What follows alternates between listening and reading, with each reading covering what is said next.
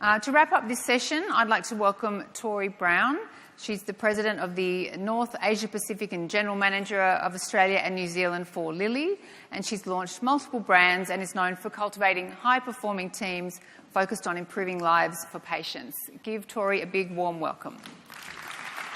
Thank you so much, and thank you to all the speakers that have gone before me. It's been an absolutely fantastic day, and fantastic to hear so many great stories, but so many shocking stories as well, and ones of great opportunity and kind of a lot of enlightenment as to what we can actually do better. So what I want to talk about today is just how personal it is.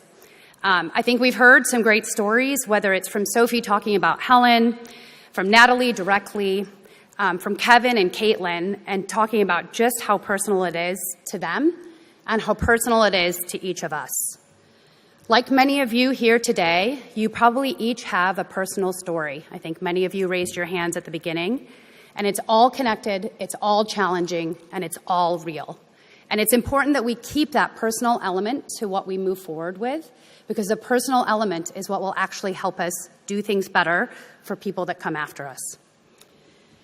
As we've talked about the many personal burdens, I think we've heard kind of three core themes. We've heard the financial burdens. Cancer in its kindest form is financially challenging. But cancer, like we heard about from Kevin and Caitlin or from Natalie, is extremely financially burdensome.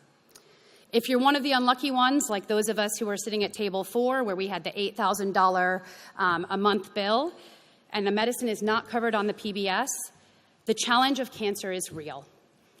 And according to the RCA report that came out today, 1 in 3 people have been told that their cancer that they're getting is available for some other form, or their treatment is available for some other form of cancer, but not for theirs. For them, the financial burden is real. The emotional burden is also extremely real. We've heard again over and over today of the different burdens. I think I felt it personally, and I'm sure each of you have, with loved ones that you've had who face a cancer. The highs, the lows, the ups, the downs. When a loved one suffers, we suffer, and it is personal. And finally, the clinical burdens. We've all seen the immense clinical logistical challenges of treating a cancer. We've heard from clinicians. I think all of you so boldly spoke about the opportunities that you wish you had to treat your patients. There are burdens all over the place clinically in treating cancers. It's frustrating and it's personal. It's personal when we're sitting and talking to each other. It's personal when we're helping treat each other. It's personal when we're trying to make it better for people living with cancer. So why is it personal for me? I think beyond the loved ones that I've seen suffer and beyond those that I've supported, whether emotionally or financially, I think working across several different countries throughout the world, the gaps that I see in Australia are frustrating and they are personal. I think I've worked in 6 different countries, leading different parts of our business, or leading our business and bringing oncology medicines to market. And it is striking to me to see a first world country like Australia, which has such challenges or is so late to getting medicines to market. I'll use a very specific example. In 2020, I was leading the Switzerland team with Eli Lilly, and we brought to market a new medicine, a targeted therapy, one for which you need a genetic test, to the market in 2020. It became immediately available on their version of Medicaid. This is a medicine that is only given after you take the genetic test, and it works. It works pretty much immediately. We only brought this medicine to Australia in 2024, and that is because the process to get through regulatory and reimbursement hurdles were burdensome. And 4 years earlier, patients in Switzerland had access to this treatment that it took 4 more years for us to get access to here. That is hundreds of people living with a cancer that there was a viable treatment for that had no access to this medicine. To me, that's personal. That's my job, that's my responsibility, that's my team's responsibility, and people need access to these medicines. It's personal because it takes too long. On average, we hear the number 466 days. It takes too long for people to get innovative medicines in Australia. It's personal because the amount that is spent on innovative medicines in Australia is significantly lower, almost 3 times lower than that in the US. And you can say the US isn't a good comparison because it's a different healthcare system, but you put any other market and it's going to be a higher number than Australia, especially any Western market.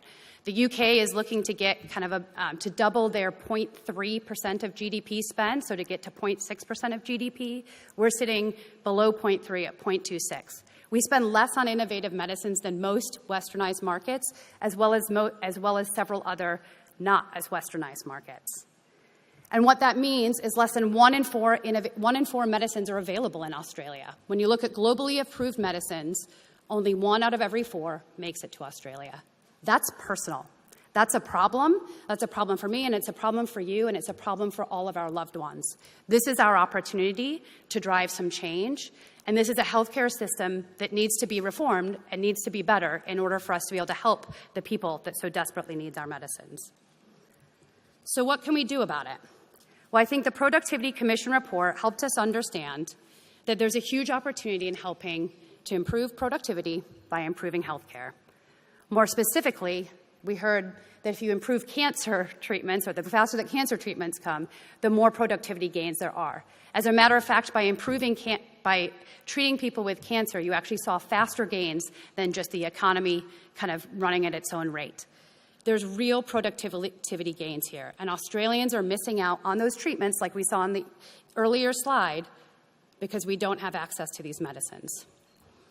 I've lived here for about 3 years. Australia is a booming, innovative economy. There's, as was earlier mentioned, the R&D sector is extremely, extremely productive and extremely viable. There's great tech companies that have launched here.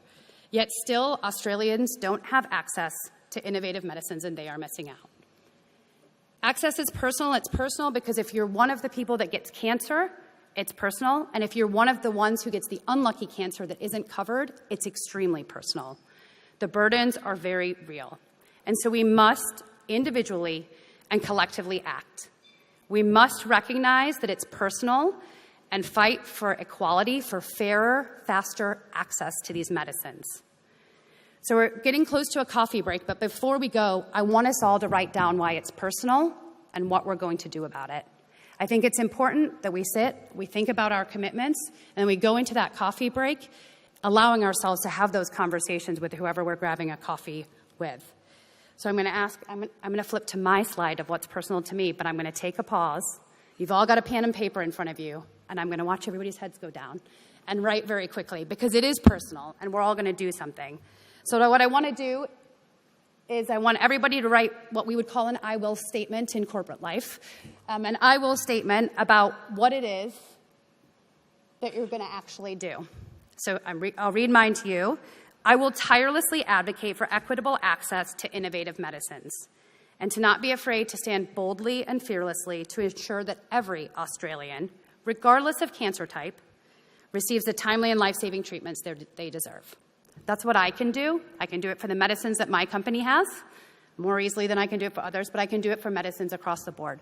So I'm going to pause for 45 seconds, let you all kind of write something down. It's like the longest 45 seconds when you're standing at the microphone watching everybody, so I just went 30 seconds and we'll call it good enough. But thank you for taking the time to write it down. This is personal. This is personal because medicines are not making it here fast enough, and there's a face behind every individual who doesn't have access to those medicines. So I ask you to take your little piece of paper, pop it in your pocket, walk over to the coffee break, chat with somebody about what you're actually going to do, and then start to think about how you will take this forward and how you will help to further develop our system so that more and more people can have access to the therapies that they so desperately deserve. I want to again say a huge thank you to all the incredible presenters and speakers. It's been extremely eye-opening and extremely refreshing to hear the great presentations. It's also been extremely sobering. And so I think we need to hold on to that, and we need to use that as motivation and fuel to act, because that will help us to actually drive change into the future. Thank you so much.